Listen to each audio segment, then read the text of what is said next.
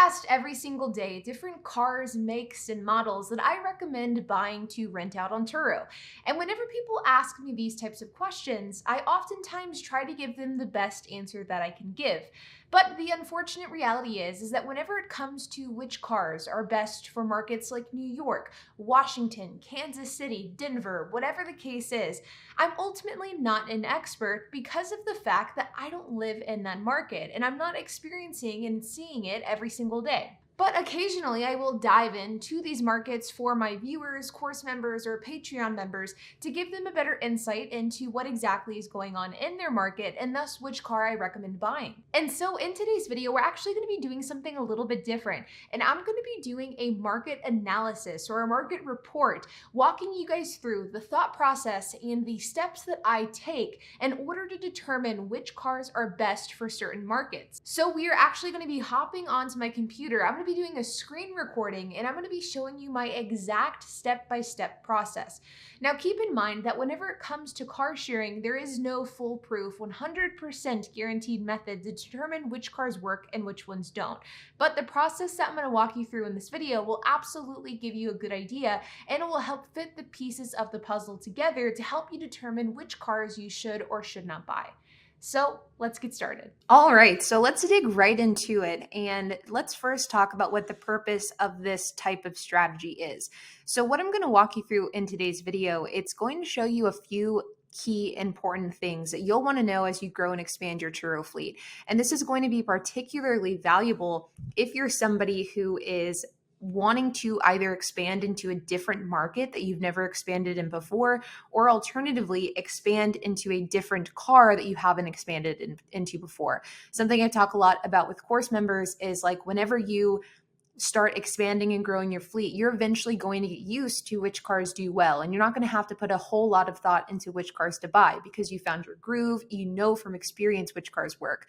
But whenever you start looking at new cars, so cars that you haven't ever looked at buying before, that's whenever there's going to be a lot more questions that need to be answered. For example, whenever HP and I bought our Maserati Ghibli, this is what the process that we went through in order to educate ourselves to make that purchase. So this is something that will give you a gauge on supply and demand to be able to see, okay, how many cars are in my market versus how many cars are being rented out in that market on a consistent basis, or at least today. So what I will do first is we're going to do this with Portland, Oregon, and this was kind of just a randomly chosen city, and we're going to do this market analysis for Portland. But what we're going to first do is you want to open two tabs. In the first tab, you're going to want to open it for your city that you're doing the market analysis for, and you're going to want to set the day and the time for relatively near in the future. So I'm talking like within the next 5 hours. And so you want to do something like same day. So for example, I'm recording this video on Friday, September 30th at 12 p.m. So I'm going to set the pickup time for Friday, September 30th at 8 p.m. So give it an 8-hour notice. Then in the second tab, you're going to want to make that trip like maybe 4 days. So like a decent sized trip, but not a super extended trip either. Then in the next tab, you're going to want to do the exact same city. And instead of doing a pickup time that is very near in the future, like a same day, you're instead going to want to look at cars deep into the future. I'm talking 3, 4, 6 months into the future. So in this case, I chose February 2nd. Now, one thing to keep in mind whenever you're doing this is to choose a date that doesn't revolve around a holiday. So technically speaking, like normally I will just choose 3 months in advance, but I don't want to choose a date that aligns with Christmas or Thanksgiving because that will affect demand. So you want to choose a day in the future that there isn't a whole lot going on. So in this case, I'm choosing February 2nd at 10 a.m. and I will make the drop off the end time of the reservation for February 7th. So again, a few day, 4 or 5 day, actually I'll change that to February 6th. So a few day rental. And what these two tabs are going to tell us is two things. So the tab with the trip or reservation details, the information for far into the future, the 6 months in advance tab. So in this case, February, This is going to give us an idea of which cars are available in your market, like which cars are listed in your market. One of the big downsides of the Turo platform, the way that they have it laid out, is that you aren't able to really see, okay, how many cars are listed in my market? How many people have the same car as I do listed to rent on Turo? You can never see that. You can only ever see which cars are currently available as you're searching Turo. So by looking at cars that are available 6 months in advance, it gives you a much better gauge on which cars are actually listed, because the vast majority of guests do not book cars 6 months in advance. It's just the reality. And so by looking at cars that are available so far into the future, you get a more accurate gauge on how many cars are listed on the Turo platform in your city.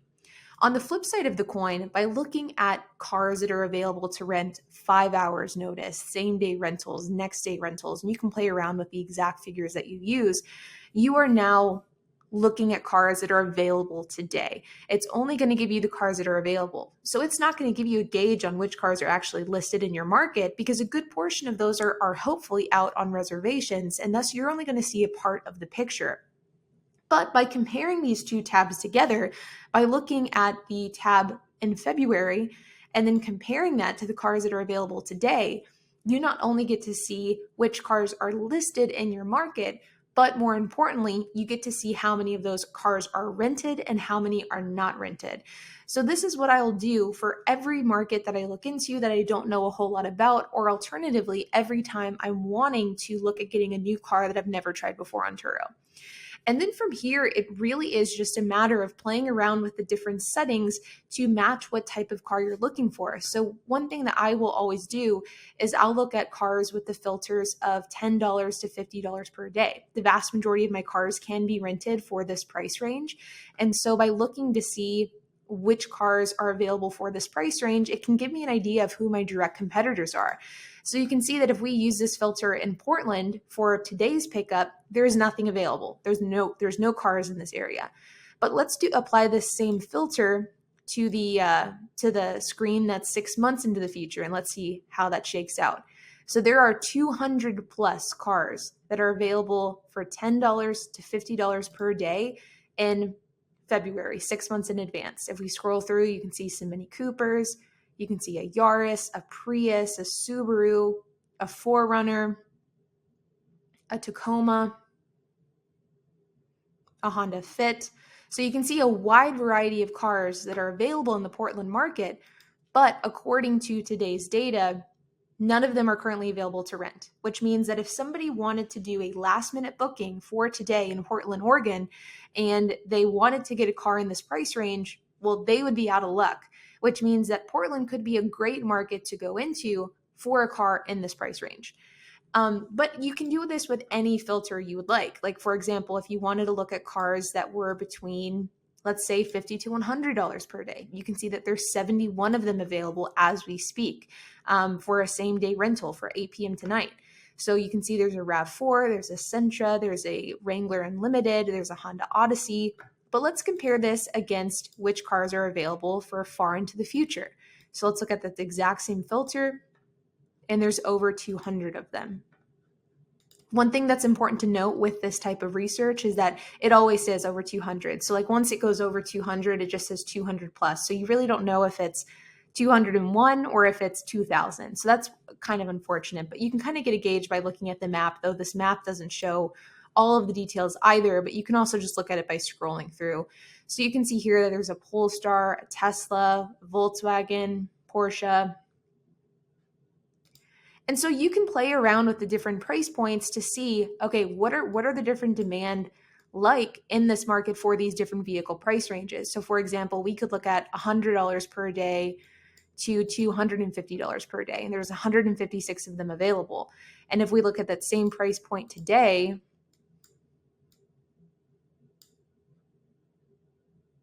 you can see that 35 of them are available. So a good portion of them have been rented out. But you aren't just limited to price. And so you can also, let's clear these filters. You can also do this with makes and models as well. So for example, whenever I was looking at buying our Maserati, this is exactly what I did. So I would go down to vehicle makes and I would click on, let's use the Maserati as an example. And I would go to Maserati. I'd go to Ghibli. And then for the years, I did like roughly what I was looking at. So I was looking at like a 2013 to 2017. So you can see here that there's only one Maserati Ghibli in the entire market of Portland, and it has 49 trips and it's being rented for 95 per day. So that is a sign that, maybe Maseratis aren't rented in Portland because there's no demand for it, or maybe this is a missed opportunity for a lot of hosts and you could get a Maserati and do quite well. But Maserati is just my own personal example that I used, but you could do this with anything. You could look at it like, let's look at a Honda. Let's do Honda Accord, keep it basic. So let's look at a Honda Accord. Let's do 2010 to, let's do 2016. You can see that there are two Honda Accords. Both have quite a lot of trips and they're sort of on the opposite ends of town. And so let's do that exact same thing, but let's look at that in today's, like present day, see if these cars are available to rent. So I go to Honda, I'll go to Accord, and then you can see, let me just do the year just to be sure. So you can do the year 2015 to 2000, or what did I do? 2010 to 2018. So let's do that same filter, 2018. And you can see that both of those Accords are booked out today. Either they're booked out or they're marked as unavailable. But the fact is that they're just not available to rent for this day. So if you have a specific car in mind that you're wanting to buy, you can go through and you can play around with these filters over and over and over again to give you insight into the different types of cars that you're interested in buying. You could do this exact same methods with Mercedes. You could do it with luxury cars. You could do it with something like a Jeep or a 4Runner. And if you have a vehicle or a series of vehicles that you are considering that are on the table for you to buy, this is a great way to solidify and do research on whether those cars are worth buying, whether they have demand, or whether they are oversaturated. And so this is a really great tactic to get a gauge on, okay, which cars are actually worth buying versus which ones aren't. One example that I always like to look at is Tesla, because I have mentioned it many times on my channel. I am a firm believer that Teslas are oversaturated. And so let's actually take a look at Tesla and let's see. So let's just keep it at all of them. You can see that there are 63 about Teslas in the Portland market. There's a variety of them from a Model X to a Model Y, Model 3, so 63 of them. So now let's look at Teslas for today and let's see how those are doing. And you can see that most of them have been rented out, but there are 5 that are still available today. And so the vast majority of them are booked out, which is a great sign, but there are 5 sitting. So, I mean, maybe you would want to move forward, maybe you wouldn't. That would definitely be up to your own discretion. But this does give you an idea of, okay, maybe not 100% of the Teslas are being rented out in Portland, or if you're somebody that wants to buy a Tesla and you're kind of using Turo as a way to justify the purchase, maybe this is all of the solidification that you need in order to pull that trigger and say, okay, this is worth buying, this is worth taking that gamble on. But one thing I would like to note is that whenever I'm doing this type of market research, for anyone who has asked me to do it in the past, one thing that I always like to hone in on is price. And I've talked about this a lot on my channel. At the end of the day, price is going to be one of your biggest factors, if not the biggest factor, whenever a guest is determining whether or not they want to rent your car. And sure, there are guests out there that instead want to buy or want to rent a luxury car, want to rent an SUV. But whenever it comes to choosing amongst these different luxury cars, price point is going to be the biggest factor. And so whenever I am doing this type of market analysis, price is certainly the thing that I pay attention to most. I look at cars that are in certain price ranges and see how they are comparing to other classes of vehicles, whether these cars are sitting the vast majority of the time, whether there's a lot of demand, a low amount of demand. This is a really great way to gauge what this looks like, to give you a little bit of a more detailed picture to see which car that you should buy. Now, Portland is a great market. That's one of the reasons why I chose it for this video. Portland's a strong market. There's a lot of demand there because of the fact it is a large city. But there are some cities out there that you do this type of market report and you find out, okay, luxury cars are extremely oversaturated. Stay away from luxury cars. There are some other markets where like lower end economy cars are a bit oversaturated. So if you do this type of market report and you're going from like the 6-month date to the present day date and you see that cars are sitting, like if you look at cars that are available today and there are just a ton of them available, try to figure out which cars are sitting. And maybe those are cars that you should potentially avoid. But in general, this is the exact process that I go through whenever I'm trying to learn about new cars or new markets. You play around with the filters, you play around with the price, and this will give you a ton of insight into helping you figure out how you should move forward.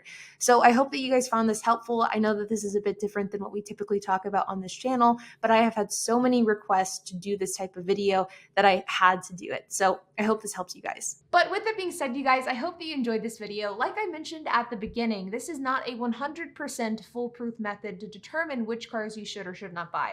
But this is just one tactic that you can use to determine demand, supply, and how cars are generally performing. What I did today with Portland, Oregon can be done with any state, city, county, market, whatever the case is, and it will absolutely provide you with some insight that you may be looking for. But like always, you guys, if you have any questions, comments, if you have anything to add, I would love to hear it. So make sure to leave a comment down below. And while you guys are at it, make sure to hit the like button, hit the subscribe button, and hit the notification bell. And I will see you guys in the next video.